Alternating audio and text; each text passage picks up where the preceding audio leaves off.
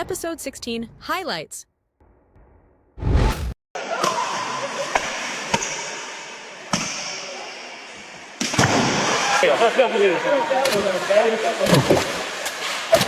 Thankfully, this was a Damocles sword on the neck of Western civilization, and thankfully that has been removed through the It has been U.S. policy for decades now to never let Iran get the nuke. So thankfully, Iran no longer has a clear path to the bomb, and there have been conflicting reports, but based on all the evidence I've seen, it's still very early to know for sure.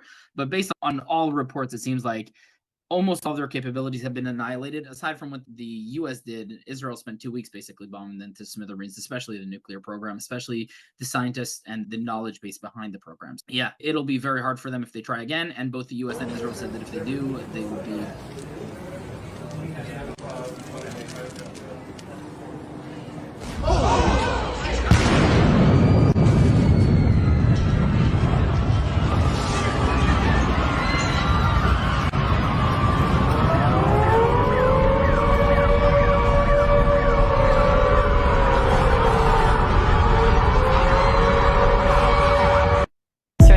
Coming on. You say now is the time for the Iranian people to come together and reclaim Iran by getting rid of the Ayatollah.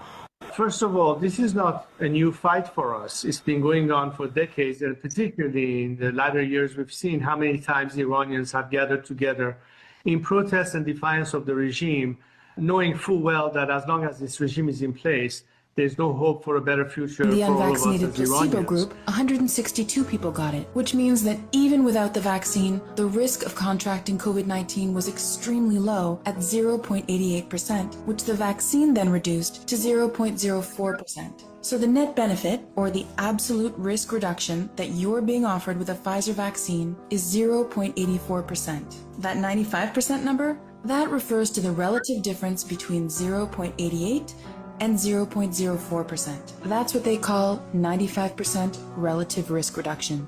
And relative risk reduction is well known to be a misleading number, which is why the FDA recommends using absolute risk reduction instead. Which begs the question, how many people would have chosen to take the COVID-19 vaccines had they understood that they offered less than 1% benefit? You're entitled to know the risks and side effects. In Canada, any potentially serious risk must be disclosed. And that's from Tom and Lauren Health. You guys can look at the various social media channels that they have.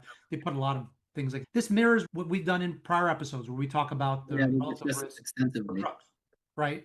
What a scam. If you think if they had an ad, if you think Dr. Fauci had come on almost every night on TV saying, if you take this vaccine, you can reduce your risk of getting COVID by less than 1%. How many of these drugs do you think they would have sold? Yeah, none. If Fauci would have said, hey, your chances of getting COVID are 0.088%, and with the vaccine it's 0.04%, people would be like, screw that. I don't need to get a vaccine and wait in line and pay money and who knows what else. It is just unbelievable. Driving development of the self-driving software, artificial intelligence, trained by consuming data from millions of Teslas on the road. It's like living millions of lives simultaneously and seeing very unusual situations that a person in their entire lifetime would not see. Musk says the Cybercab and other Teslas could one day be rented out by their owners to make extra money. Tesla taking a first step into a space where other companies are already well ahead. Waymo currently handles 250,000 paid rides a week across multiple cities, and at least 3 other companies are now testing autonomous vehicles. The system works alongside Kodiak's autonomous technology, with the AI maintaining safety oversight even during remote human control. Kodiak has logged over 3 million autonomous miles and delivers freight daily for major companies like IKEA and Tyson Foods. With plans for fully driverless highway operations by late 2026, you might spot these autonomous trucks hauling freight on highways sooner than you think. What do you think? Yeah, it's a great solution forwards and backwards. That's an intelligent solution. Earlier, you asked me basically who will win between Tesla and these other companies. And the answer is that nobody's in a race. There is no race between Tesla and Waymo or Tesla and Zoox. The race is between Tesla, Waymo, Zoox, and this company versus every old car, every old truck that doesn't have that. So that's the thing, is the race isn't between the different solutions.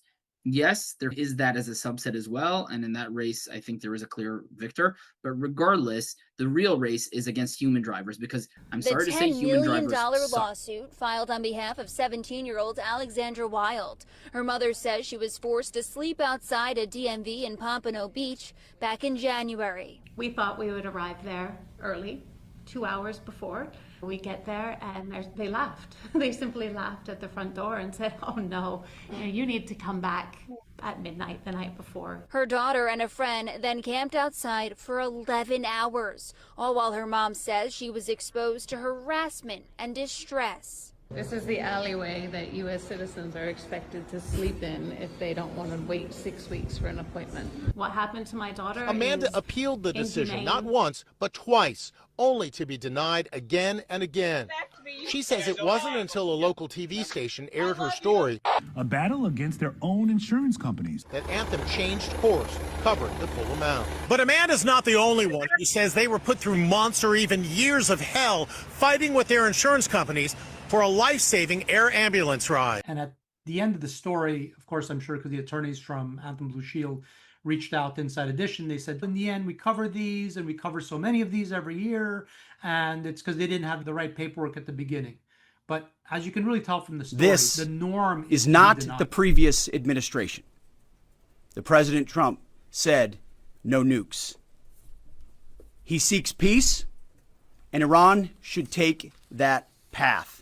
Many presidents have dreamed of delivering the final blow to Iran's nuclear program, and none could until President Trump.